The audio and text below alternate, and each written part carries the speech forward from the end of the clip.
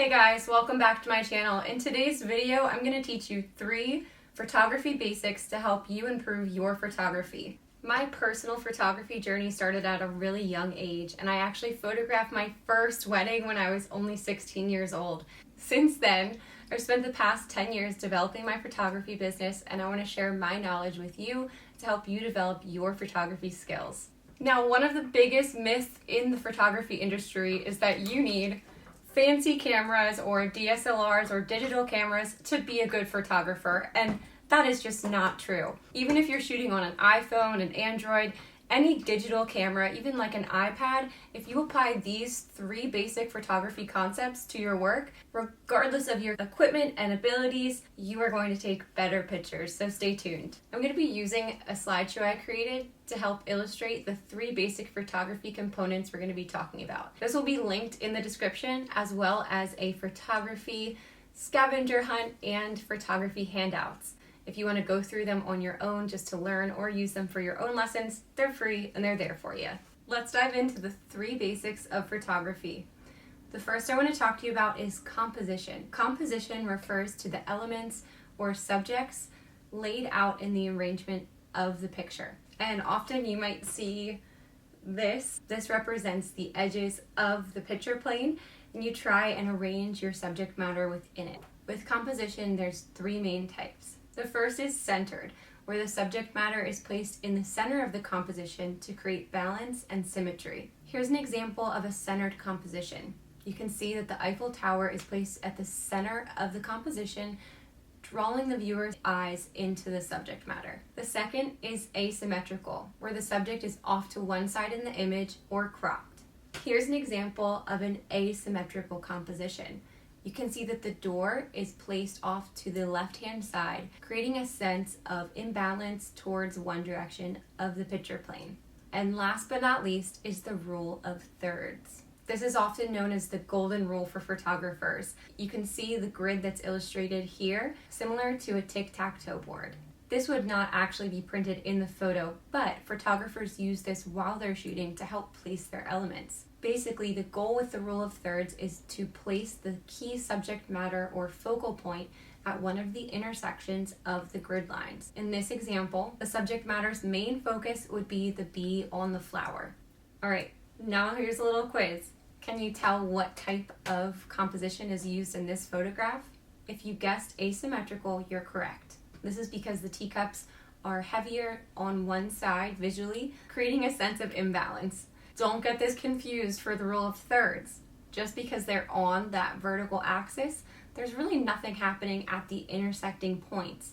So that's how you can rule out rule of thirds as opposed to asymmetrical. Can you tell what type of composition is used in this photograph? If you guess centered, you're correct. The plane is perfectly centered in the middle of the picture plane. And last but not least, can you guess what type of composition is used in this image? If you guessed rule of thirds, you are correct. And you can tell this because the hiker's head is perfectly aligned with one of those intersecting points of the guidelines. The next photography basic I want to talk to you about is focus.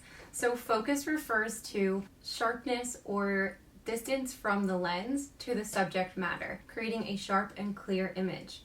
There's 2 main types of focus in photography. Shallow depth of field, where only a small portion of the picture plane is sharply in focus and the rest is blurry and soft looking. In a shallow depth of field, you have a smaller aperture number, which correlates to a larger aperture opening. The larger the aperture opening, like a 1.4 or 1.2 f-stop, the more light that is allowed into your shutter, creating a more shallow depth of field. I really love this representation of focus because it really shows you, depending on the aperture or f-stop that you're using with shallow or deep depth of field, how much of your picture plane is going to be in focus. Can you tell what type of focus is used in this picture? If you guessed deep depth of field or a large f-stop, you are correct. All the trees are all in focus. Can you tell what type of focus is used in this photo? If you guessed shallow depth of field or a low aperture or f-stop, you're correct. Only little pieces of the leaf are in focus and the rest of the background is really blurry. If you're shooting on a phone or some other device that doesn't allow you to manipulate your aperture and focus settings, here's a trick to help you create an illusion of a shallow depth of field. I'm going to show you using a video I filmed on my iPhone. All you have to do is bring your phone closer to your subject, zoom in a little bit, and place something near the lens. This will create an illusion that there's something really close and out of focus, and your subject will still be sharp and crisp.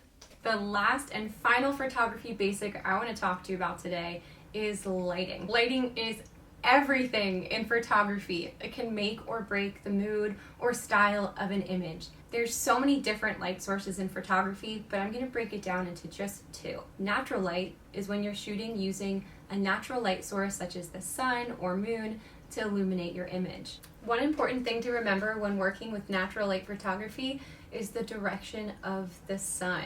You want the sun facing onto your subject. So I'm going to demonstrate with some pictures I took on my iPhone just of my hand, showing you the difference between direct sunlight and backlighting, or having the sun behind your subject.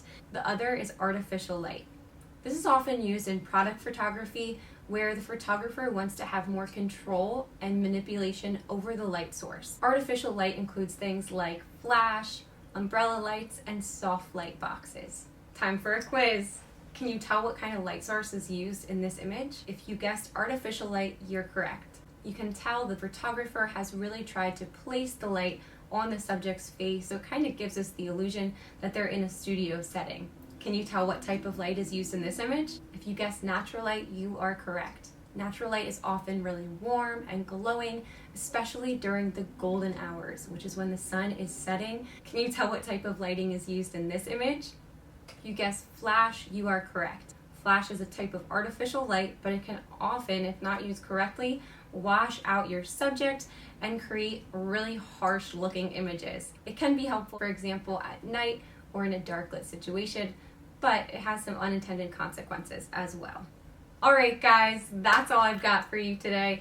Now that we understand those three photography basics, get out there and start shooting. Whatever your camera might be, if it's a cell phone, a tablet, or a digital camera, you can apply these tips and tricks to improve your photography work. One of the hardest things that new photographers struggle with when they're first getting started is what to take pictures of. So I've went ahead and created a photography scavenger hunt for you.